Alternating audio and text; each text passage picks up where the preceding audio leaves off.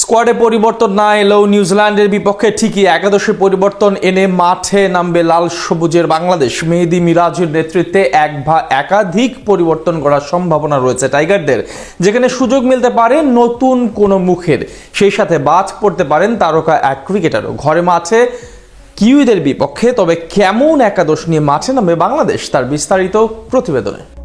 Opening এর সৌম্য সরকার আর middle অর্ডারে মাহিদুল ইসলাম অঙ্কন। সবশেষ পাকিস্তানের বিপক্ষে ওয়ানডে সিরিজে হতবাগা ছিলেন দুজনই। স্কোয়াডে থাকা সত্ত্বেও 3 ম্যাচেই থাকতে হয়েছে একাদশের বাইরে। ওপেনিং এ সৌম্যকে না খেলিয়ে খেলানো হয়েছিল সাইফ তামিম জুটিকে, তবে ব্যাট হাতে প্রথম 2 ম্যাচে এই জুটি হয়েছিল ব্যর্থ।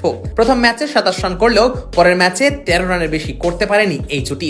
যদিও সিরিজ নির্ধারণী শেষ ম্যাচে অবশ্য 105 রানের জুটি করে জয়ের কাব্যগাথার শুরু করেছিলেন এই দুই তারকাই। তবে 3 ম্যাচেই সৌম্য সরকারকে বসিয়ে রাখাটাও কতটুকু যৌক্তিক ছিল সেটা নিয়েও প্রশ্ন থেকে যায়, কেননা গত বছরের শেষে ওয়েস্ট ইন্ডিজের বিপক্ষে ব্যাট হাতে দারুণ ছন্দেই ছিলেন সৌম্য, ছিলেন সেই সিরিজের সর্বোচ্চ রান সংগ্রাহকও। তবে তা সত্ত্বেও পাকিস্তানের বিপক্ষে সিরিজে একাদশের বাইরেই থাকতে হয়েছিল সৌম্যকে। কিউইদের বিপক্ষে অবশ্য একাদশে ফেরার সম্ভাবনা রয়েছে সৌম্যর, কেননা টানা 2 সিরিজ ধরে সৌম্যকে একাদশের বাইরে রাখার মতো সিদ্ধান্ত টিম ম্যানেজমেন্ট নাও নিতে পারে। সেক্ষেত্রে সাইফ হাসান নাকি তানজিদ হাসান তামিম কে দলের বাইরে থাকবেন সেটাই অনেক বড় প্রশ্ন।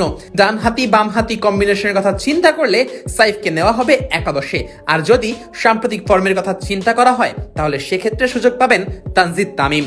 টপ অর্ডারে আর কোনো পরিবর্তন নাও আনতে পারে টিম ম্যানেজমেন্ট, যথারীতি সুযোগ পাবেন নাজমুল হোসেন শান্ত, লিটন দাস ও তাওহিদ হৃদয়। সেক্ষেত্রে শান্তকে খেলানো হতে পারে 3 নম্বরে, আর লিটনকে বিশ্বকাপের কথা মাথায় রেখে 4 নম্বরের জন্য প্রস্তুত করছে টাইগার টিম ম্যানেজমেন্ট। হৃদয়ের উপর দায়িত্ব থাকবে মিডল অর্ডার সামাল দেওয়ার। 5 নম্বরে দলের প্রয়োজন অনুযায়ী প্লেইং রোল পরিবর্তন হবে হৃদয়ের। 6 নম্বর পজিশনে অবশ্য পরিবর্তন আনার আভাস পাওয়া যাচ্ছে। পাকিস্তানের বিপক্ষে সিরিজে মাহিদুল ইসলাম অঙ্কন সুযোগ পাননি অলরাউন্ডার আফিফ হোসেন ধ্রুবর কারণে। তবে আফিফ সেই সিরিজে নিজের নামের প্রতি সুবিচার করতে পারেননি, সুযোগ পেয়েও ব্যর্থ হয়েছেন বারংবার। তাই তো কিউইদের বিপক্ষে তাকে বেঞ্চে বসিয়ে বাজিয়ে দেখা হতে পারে মাহিদুল ইসলাম অঙ্কনকে। এদিকে 7 নম্বর পজিশনটা যথারীতি থাকবে মেহেদী হাসান মিরাজের কাঁধে। দলের অধিনায়কের দায়িত্ব পালন করা মিরাজ বোলিং ও ব্যাটিং 2 ডিপার্টমেন্টেই রাখতে পারেন অবদান। 8 নম্বরে রিশাদ হোসেনের খেলার সম্ভাবনাই সবচেয়ে বেশি। তবে পিএসএল এ ছন্দ খুঁজে না পাওয়ার রিশাদকে রিদমে ফিরিয়ে আনার জন্য কিছুটা বিরতিও দিতে পারে টিম ম্যানেজমেন্ট। সেক্ষেত্রে সুযোগ পেতে পারেন বাঁহাতি স্পিনার তানভীর ইসলাম।